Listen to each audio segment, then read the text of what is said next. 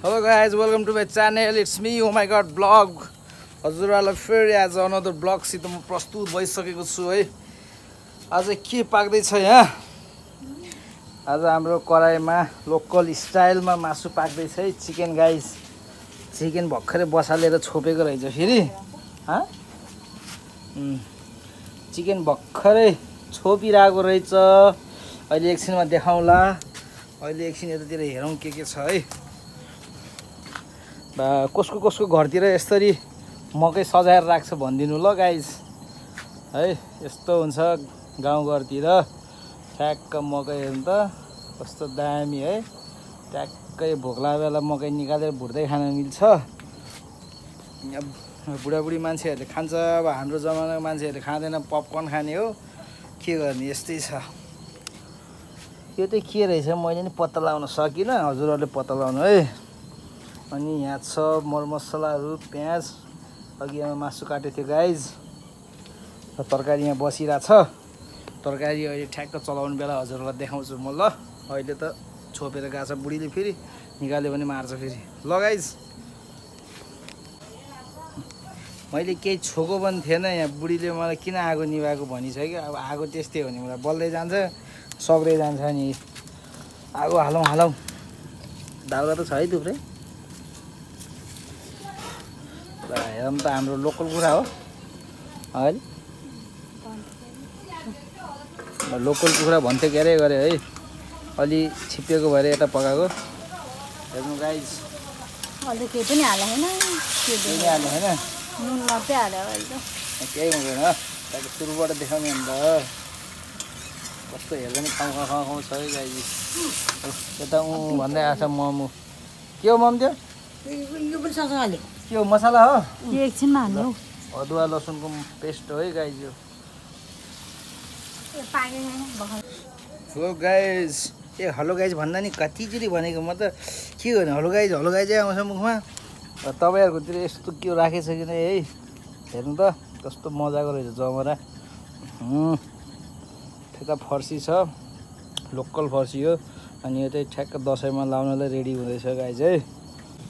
यो होममेड मसाला है गाइज। यिनीहरू चाहिँ होममेड होइन, यो चाहिँ होममेड हो है, होममेड। के रे बाजे, के भन्नुभएको? ए 5 करोड 50 लाख पर्यो यसलाई। आमामा त्यत्रो महँगो? त्यत्रो महँगो हा? त्यो के घडीलाई कति पर्यो बाजे? ल के हो त्यो मम?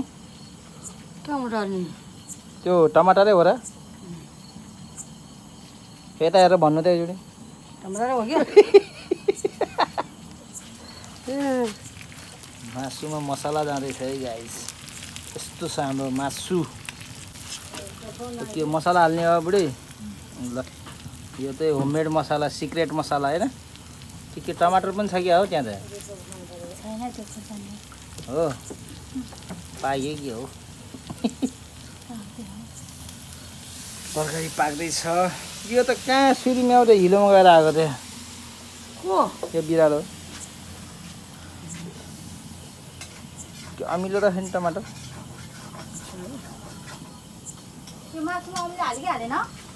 कहाँ हाल्छ र अमिलो? हाले भने अहिले दिन त म निसारेर माथिबाट हालिदिन्छु भनेर। के अमिलो? अमिलो नै हाल्छ र? हाल्छ नि, यस्तै बोइलरमै हाल्ने हो अमिलो।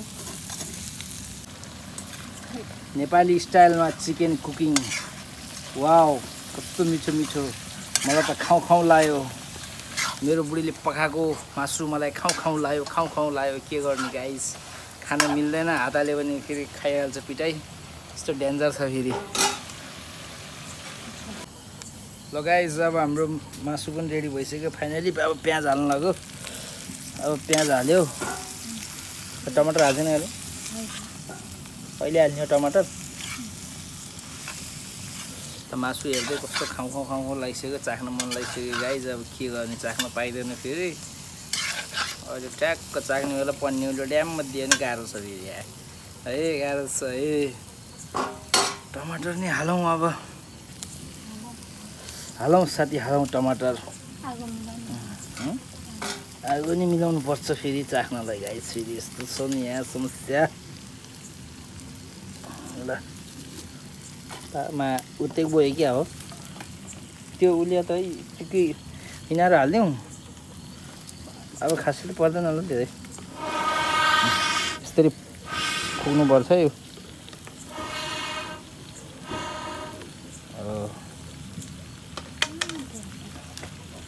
मजाको भयो क्या हो यत्तिरी लगाइ यसरी के गाउँमा फुक्नुपर्छ है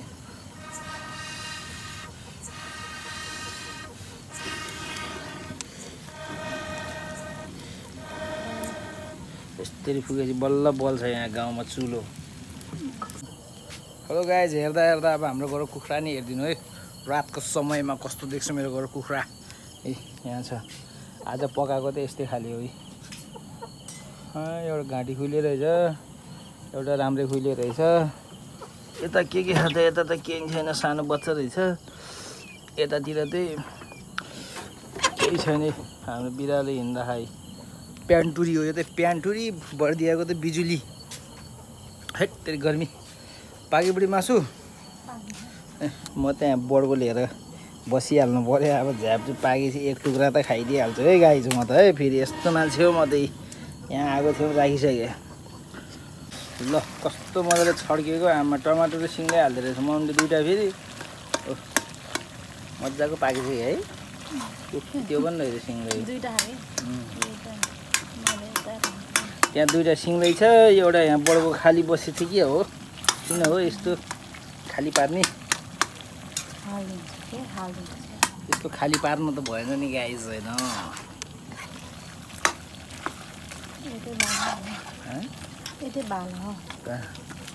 त्यहाँ ल त्यो एक पिस दुई पिस हाल्नु तल मलाई यहाँ हाल्दा चाहमा कस्तो ओ त्यस्तो हाटी त नहाले अबे यो त ठग्रकै हाल्यो त हो त्यो हाल्दा भयो ल अब चाख्नु त पऱ्यो के गर्ने बुढी मान्छे भएपछि यस्तै गाई हेर्नुहोस् मासु अब छड्किँदै एकछिन अझै झोला नि भने होइन यो छड्किन्छ नि त्यहाँ मासु चाहिँ चाहिदिनु कति रहेछ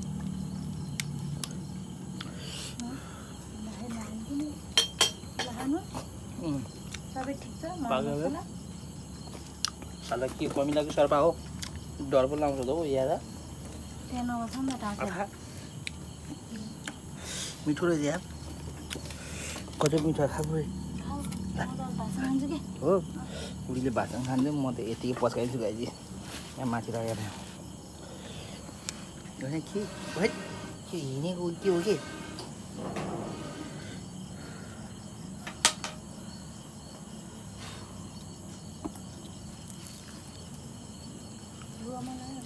के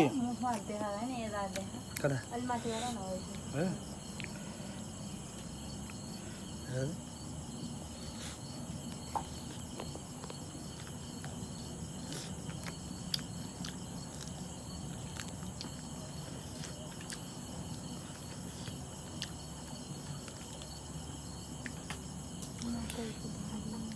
झोल झोल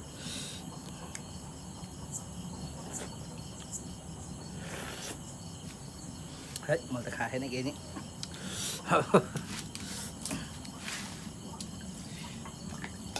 साला के कमी त किन बस्थ्यो यार